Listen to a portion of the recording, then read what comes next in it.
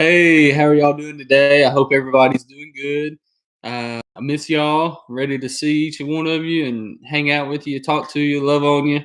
Um, Anyways, let's jump in.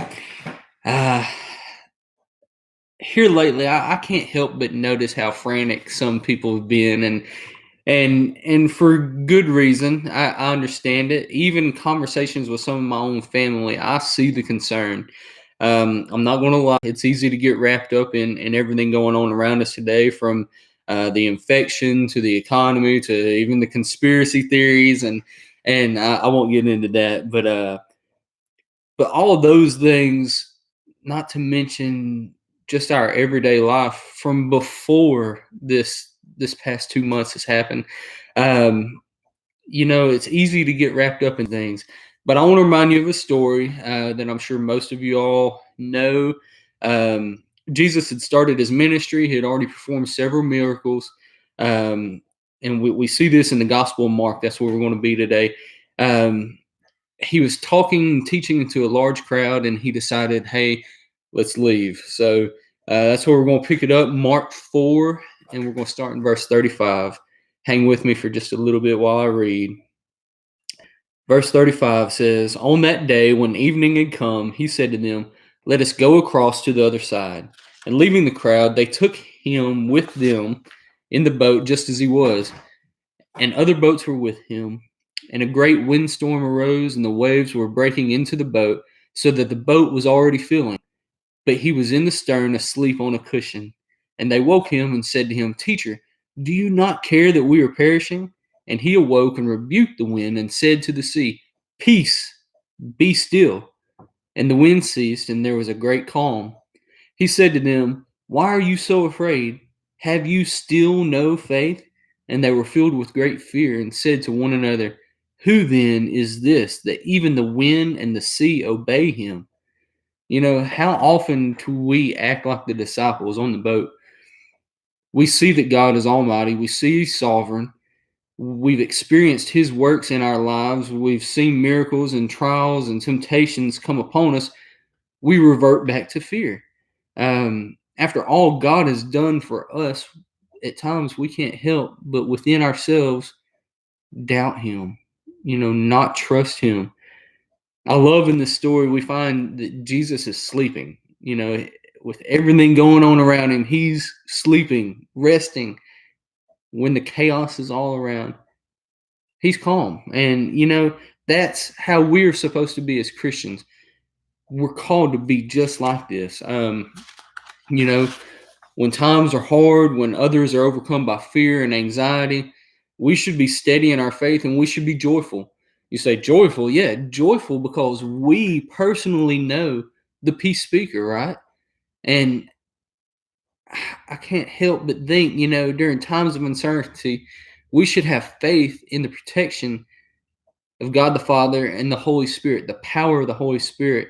Um, as I was reading this, I wonder, has God had to call out my faith here recently? In Matthew, the same story, but in Matthew, he says, "Oh, ye of little faith, why are you so afraid?" And then back in Matthew, but in the NIV version, he says, "Why are you so afraid? Do you still have no faith?" Man, just like the men in the boat with Jesus, I can see Jesus looking at us, looking at me. Okay, I'll put this on me, looking at me, saying, "Do you still have no faith?" And that kind of scares me. It makes me question myself, wondering, "Wow, am I where I should be in my faith with Christ?" Um, Even after all that I've done for you, even though you have seen my power, you know my grace, my mercy, I am the peace speaker. Trust in me. Give me your problems. Don't give in to fear and be at peace. Um, I want to tell you of a couple of little instances. There's been several times, y'all, most of you know me, know that I've never done anything like this in my life, and I've worked blue collar most all of my life, and so this is a big transition. But I want to tell you these stories. There's been several times where things have happened at work, and in the chaos going on around me, I've had coworkers come up and say, "Man, how are you smiling? Why are you still, you're just rolling with the punches like nothing's affecting you. What's going on?"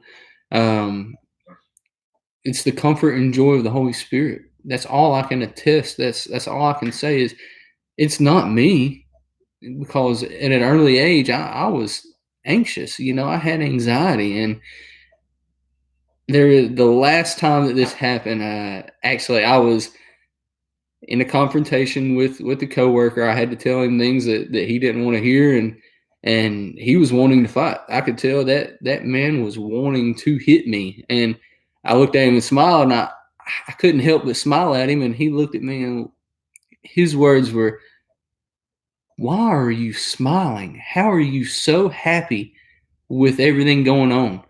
And I just looked at him and said, "Man, if you know Jesus and you know the Holy Spirit, you can have it too." That's all I can say is it's the Holy Spirit. It's the comfort in knowing that everything's going to be okay. So I want to leave you with this. God may not fix everything that we face just how we want it, right? That may not be his way of taking care of our problems. But know that God is the peace speaker, and that if we just trust him and trust that, you know what, his will may not be how we want it, he'll help us through everything that we face, right? And he'll help us get through it with peace and calm. Um, I love y'all. Hope to see you all soon. Hope you're doing well. Take care of yourselves. Let us know, talk to us, call us, shoot us a text. Let us know how you're doing. We miss you and we love you. Have a good day.